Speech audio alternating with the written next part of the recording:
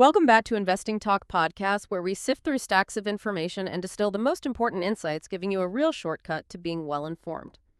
Today, we're tackling a question that's been on a lot of minds, especially with the recent headlines. Is Hertz Global a good time to buy now? We've gathered some really fascinating sources from August 20, 2025, including analyses from A-Invest, Stocks to Trade, and Nasdaq. Our mission today is to go beyond the immediate surge, understand the key forces behind Hertz's recent stock movement, and figure out if this is the start of a genuine turnaround or just, a fleeting rally. Before we get into the details, if you find value in these conversations, please hit subscribe, like, and leave a comment. It truly helps us bring more of this content to you. And if there's a specific company or market trend you'd like us to look into for a future conversation, just let us know in the comments below. You can also consider buying us a coffee to support the show. Every bit helps. Now let's get into it. So, the immediate buzz around Hertz Global that sent its stock surging on Wednesday, August 20th, was centered on a pretty big partnership. What exactly happened there that caused such a stir? Well, the headline news was this significant strategic alliance between Hertz Global and Amazon Auto. Amazon Autos, okay. Yeah. And this sent Hertz's stock soaring over 7% in just one day, reaching 5.5655. Wow, 7%. Right. While the Nasdaq was up 6%, pretty different from the S&P 500, which actually dipped 0.2%. Huh.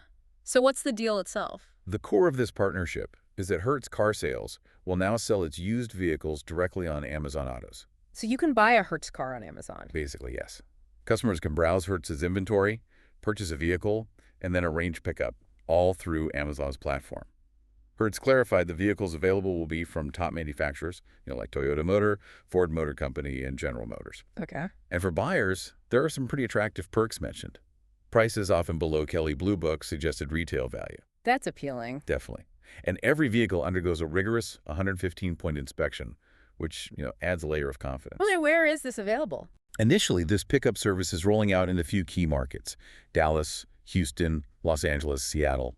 But Hertz Car Sales already has 45 locations nationwide, so there's clearly room for expansion there. That's a huge move, connecting with Amazon's massive ecosystem. But how does this partnership, truly fit into Hertz's broader strategy, especially given its recent history, and what kind of long-term impact could this actually have? Well, it's more than just a new sales channel.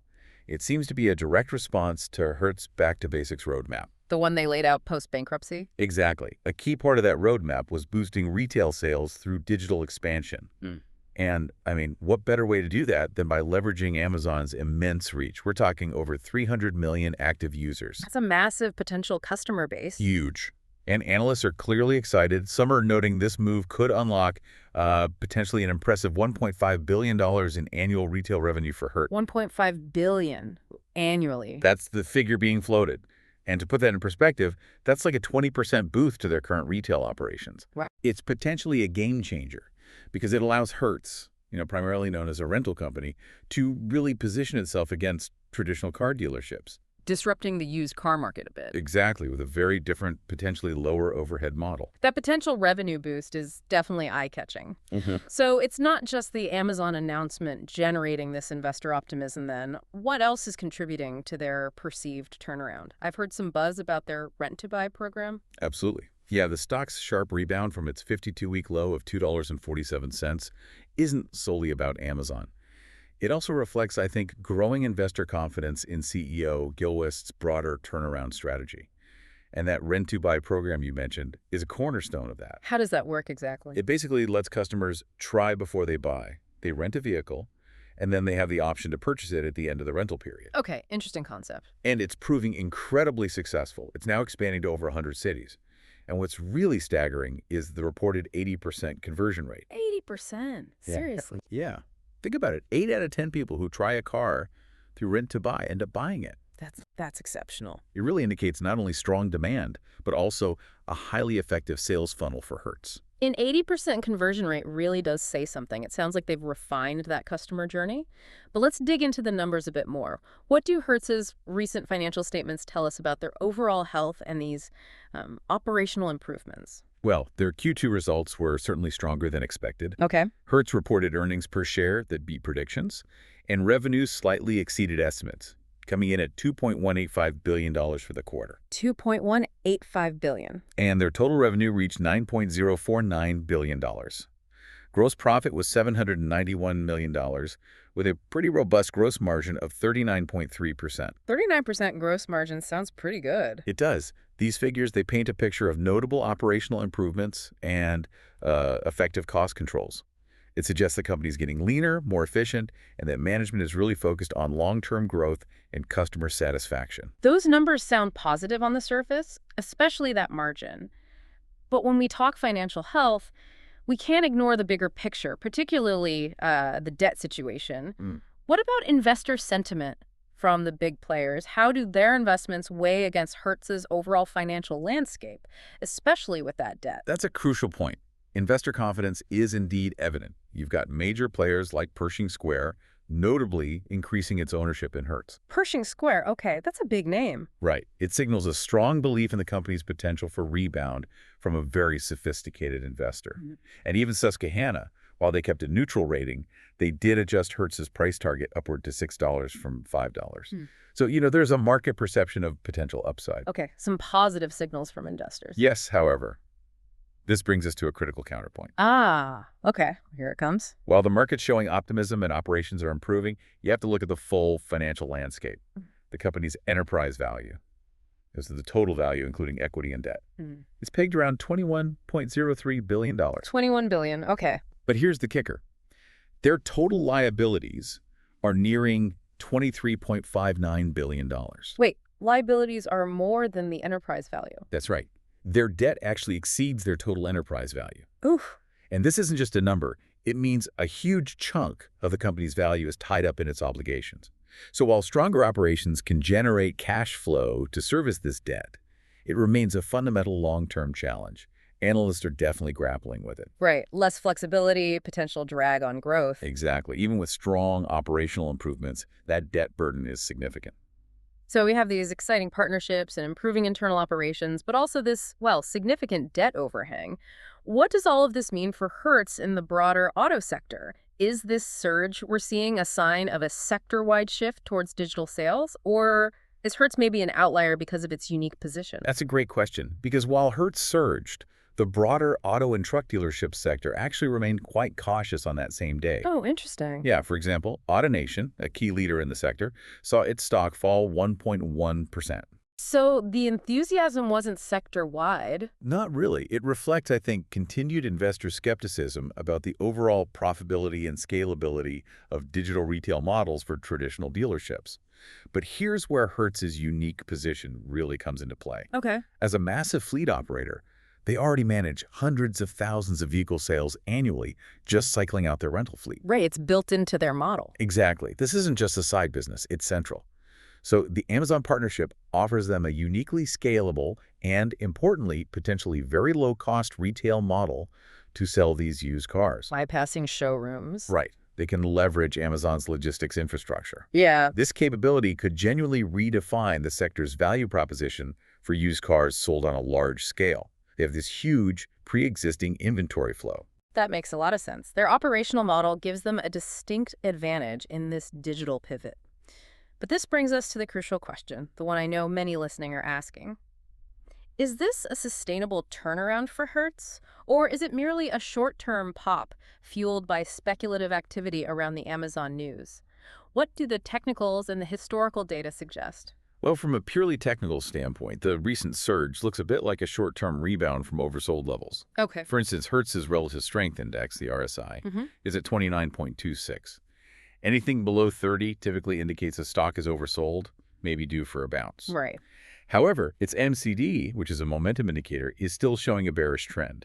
So conflicting signals there. The stock's price of 5.565 cents is near the lower Bollinger Band, suggesting it's at the lower end of its recent trading range. But importantly, it is trading above its 200-day moving average of $5.13. That's a key long-term level many watch. Okay, so above the 200-day is generally seen as positive. Generally, yes. There's also some short-term resistance noted around $6.05. All right. What about looking back? Does history tell us anything? Yeah, if we look at historical backtests, basically, how Hertz's stock performed in the past after similar big intraday surges, like around 7%, the results were quite mixed. Mixed how? Well, while there were some initial short-term gains sometimes, the consistency and size weren't overwhelming. For example, the 3-day win rate was only about 44%. Less than half. Yeah, and the 10-day win rate was around 49%. But more importantly, the average returns over those periods were actually slightly negative, minus 0.32% over 3 days, minus 0.13% over 10 days. So the pop didn't usually stick. Not strongly, on average. And over a longer 30-day period, the win rate dropped further to about 43%, with an average return of minus 1.91%. Okay, that's quite telling. It suggests that while the stock might get an initial bump from good news, historically, these surges haven't consistently led to substantial or sustained positive returns over longer periods. The best return seen in these backtests was tiny, like 0.11% on the second day. So caution is warranted based on past patterns. I'd say so. Look, the Amazon partnership is undoubtedly a strong catalyst, and we are seeing real operational improvements. But the sustainability of this rally likely depends on trading volume staying strong and the price holding above that $5 to a 13,200-day moving average. Plus, it's worth remembering the specific financial details of the Amazon deal haven't been fully disclosed. That makes it hard to judge its ultimate impact on the fundamentals right now. Right. Unknown variables there. Exactly. So for anyone looking at this, exercising caution and considering these historical findings seems wise. That's a really comprehensive look, tying together the news, the operations, the financials, and the history. So for you, the listener, trying to navigate these complex market signals, maybe you're catching up on this big stock move or just curious about what drives these trends, what should we really take away from Hertz's story? What stands out to you? I think what stands out is that Hertz Global is just a compelling case study on this dynamic interplay between strategic pivots, financial health, market sentiment, and technical signals. Hertz is clearly making significant proactive moves. The Amazon partnership, expanding rent-to-buy. These show adaptability, innovation, a focus on the customer. Strong positive catalysts. Definitely. These could fundamentally reshape their business. Mm-hmm. However, and it's a big however, you absolutely have to balance that excitement with a nuanced financial picture, especially that substantial debt we discussed. And ignore the liability. Can't ignore them. Yeah. And as the historical backtest data shows, these initial surges don't always guarantee long-term gains. Yeah. It's a reminder that even great news needs to be weighed against the existing financial structure and past behavior. It really highlights how a company with a unique model, like Hertz being a fleet operator, can try to redefine its market position, but also the inherent challenges in such transformations. Okay, so we've seen that Hertz Global is undergoing a significant transformation. You've got the Amazon partnership, the rent-to-buy program showing success and improved, though still debt-heavy, financial results. Yet the broader sector remains cautious, and that historical data suggests these kinds of surges don't always translate into sustained long-term gains. It really is a fascinating balance, isn't it? Strong catalyst versus these inherent market complexities and past performance. So here's a final provocative thought for you to mull over.